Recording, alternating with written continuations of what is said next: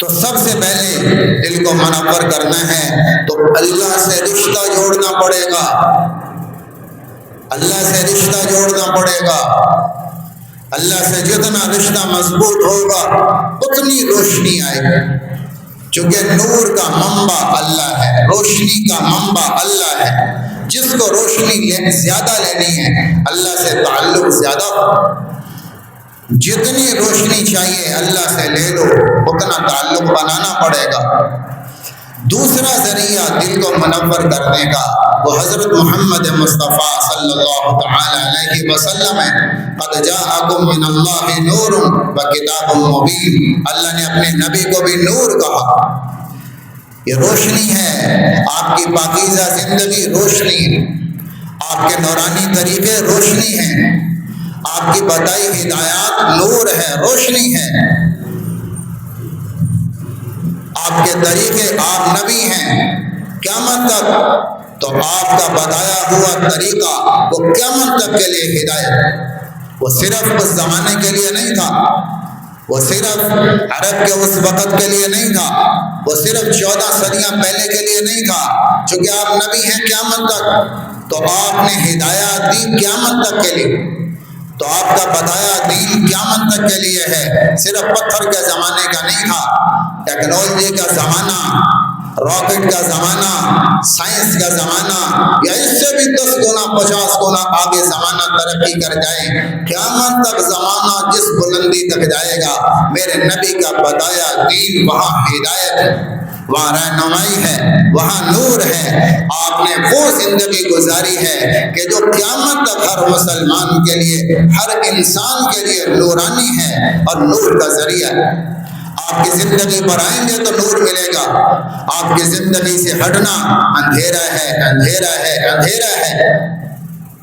تو اگر نور چاہتے ہیں بھائی تو دوسرا بڑا ذریعہ ہے حضرت محمد مصطفیٰ صلی اللہ تعالی علیہ وسلم، آپ کی زندگی میں آ جائیں، ڈھل جائیں، اپنا لیں،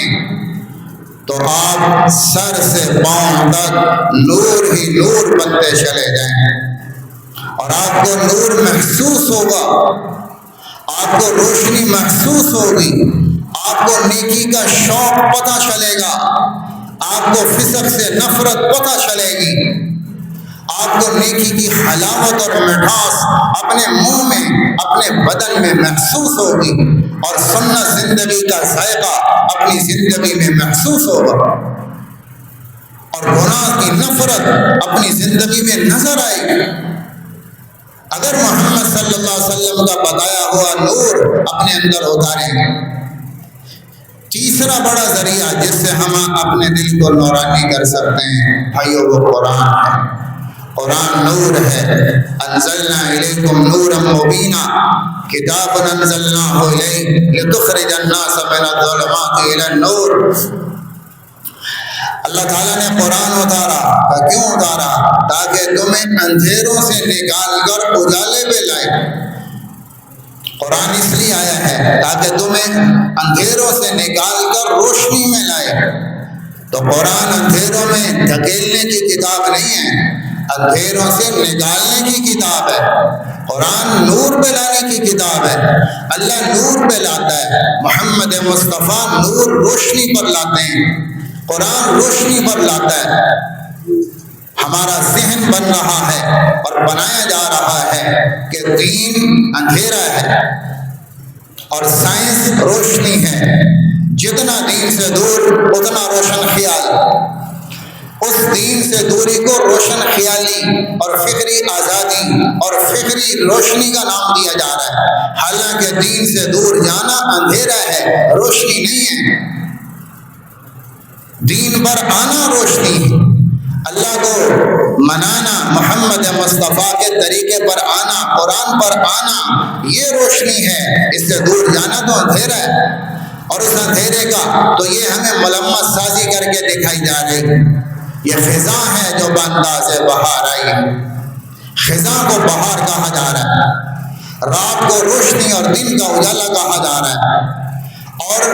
اس اندھیرے کو روشن خیالی کا نام دیا جا رہا ہے، اور جو روشنی تھی اسے اندھیرا کہا جا رہا ہے۔ کہ بھئی یہ تو پرانے زمانے کے اصول ہیں، اساطیر الاولین، پرانے زمانے کی باتیں ہیں، پرانے زمانے کا نبی تھا، 1400 سال پہلے کی کہانی ہے، اس زمانے کے حالات کو سامنے رکھ کر اللہ کے نبی نے ہدایات دی ہیں۔ ہم مانتے ہیں آپ سچے ہیں، آپ کی ہدایات سچی ہیں، پر یہ اس زمانے کے لیے تھی، آج کے ماحول کے لیے نہیں ہے۔ یہ تو آپ یوں کہہ رہے ہیں کہ اللہ نے اپنا نبی اس زمانے کے لیے بھیجا تھا، وہ نبی آج کے لیے نہیں ہے۔ ایک طرف ہم محمد مصطفیٰ صلی اللہ تعالیٰ علیہ وسلم کو قیامت تک کا نبی مانتے ہیں، تو قیامت تک نبی ماننے کا مطلب کیا ہے کہ آپ کا بتایا طریقہ ہر زمانے میں قیامت تک نور اور روشنی، کامیابی ہے۔ آپ کا طریقہ ہر زمانے میں کامیابی، آپ کا طریقہ ہر زمانے میں ہدایت، آپ کا طریقہ ہر زمانے میں نور، آپ کا بدائی زندگی ہر زمانے میں کامیابی کا ذریعہ آپ کی زندگی ہے، چاہے وہ 14 صدیاں پہلا ہو یا 14 صدیاں بعد کا زمانہ ہو یا اس سے بھی آگے قیامت کا آخری دن ہو، محمد مصطفیٰ کی بدائی زندگی وہ ہدایت ہے، وہ نور ہے، وہ کامیابی۔ قرآن کا بتایا رستہ اور قرآن کی بدائی زندگی ہدایت ہے، نور ہے، کامیابی۔ اس لیے میرے محترم بھائیوں، ہمیں غلط بتایا جا رہا ہے اور ماحول میں اتنی صدا ہے، اتنی صدا اور شور ہے کہ سن کر ہم سب اس صدا کے متاثر